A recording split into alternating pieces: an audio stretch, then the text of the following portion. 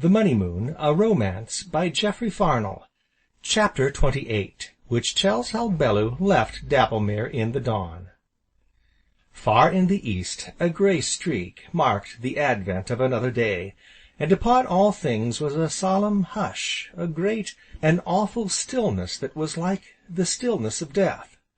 The earth was a place of gloom and mist, where spectral shadows writhed, and twisted, and flitted under a frowning heaven. And out of the gloom there came a breath, sharp and damp, and exceeding chill. Therefore, as Bellew gazed down from the frowning heaven to the gloom of earth below, with its ever-moving, misty shapes, he shivered involuntarily.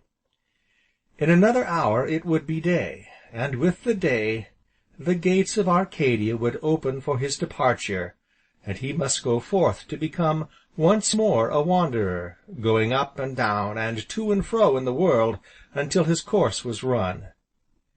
And yet it was worth having lived for, this one golden month, and in all his wanderings needs must he carry with him the memory of her who had taught him how deep and high, how wide and infinitely far-reaching that thing called love may really be.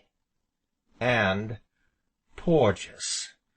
Dear, quaint, small Porges! Where under heaven could he ever find again such utter faith, such pure, unaffected loyalty and devotion as throbbed within that small, warm heart? How could he ever bid good-bye to loving, eager, little Small Porges? And then there was Miss Priscilla, and the strong, gentle Sergeant, and Peterday, and sturdy Adam, and Prudence, and the rosy-cheeked maids. How well they all suited this wonderful Arcadia! Yes, indeed he, and he only, had been out of place, and so he must go, back to the everyday, matter-of-fact world. But how could he ever say good-bye to faithful, loving Small Porges? Far in the east the grey streak had brightened, and broadened, and was already tinged with a faint pink that deepened and deepened as he watched. Bellew had seen the glory of many a sunrise in divers wild places of the earth, and hitherto had always felt deep within him the responsive thrill, the exhilaration of hope new-born, and joyful expectation of the great, unknown future. But now he watched the varying hues of pink and scarlet and saffron and gold, with gloomy brow and sombre eyes.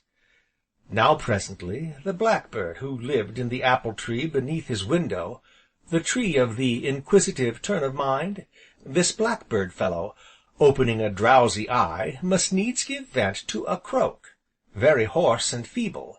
Then, apparently having yawned prodigiously and stretched himself wing and leg, he tried a couple of notes, in a hesitating, tentative sort of fashion, shook himself, repeated the 2 notes, tried 3, found them mellower and more what the waiting world very justly expected of him, grew more confident, tried 4, tried 5, grew perfectly assured, and so burst forth into the full, golden melody of his morning song.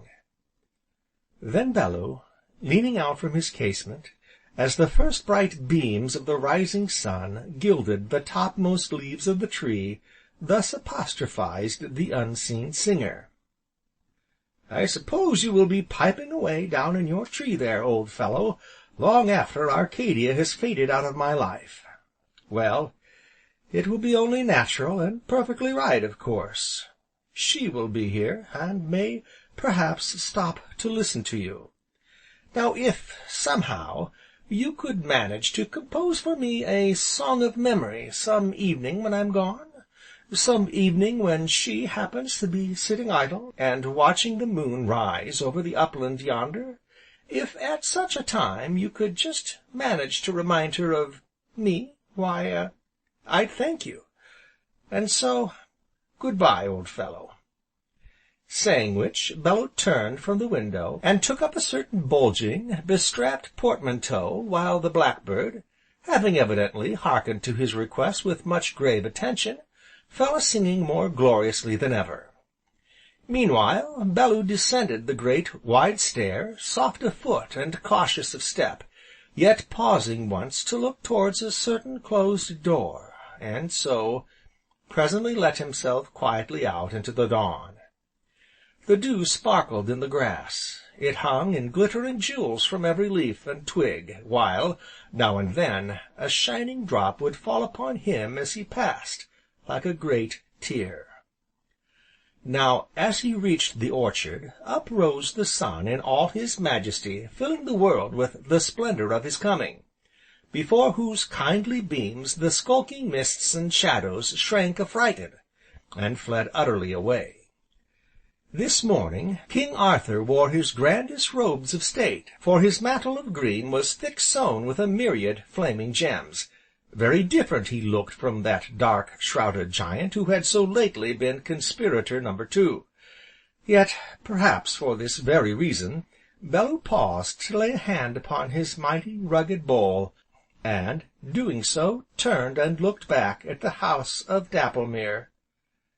And truly, never had the old house seemed so beautiful, so quaint and peaceful as now. Its every stone and beam had become familiar, and, as he looked, seemed to find an individuality of its own. The very lattices seemed to look back at him like so many wistful eyes. Therefore, George Bellew, American citizen, millionaire, traveler, explorer, and lover, sighed as he turned away, sighed as he strode on through the green and golden morning, and resolutely looked back no more. End of chapter 28.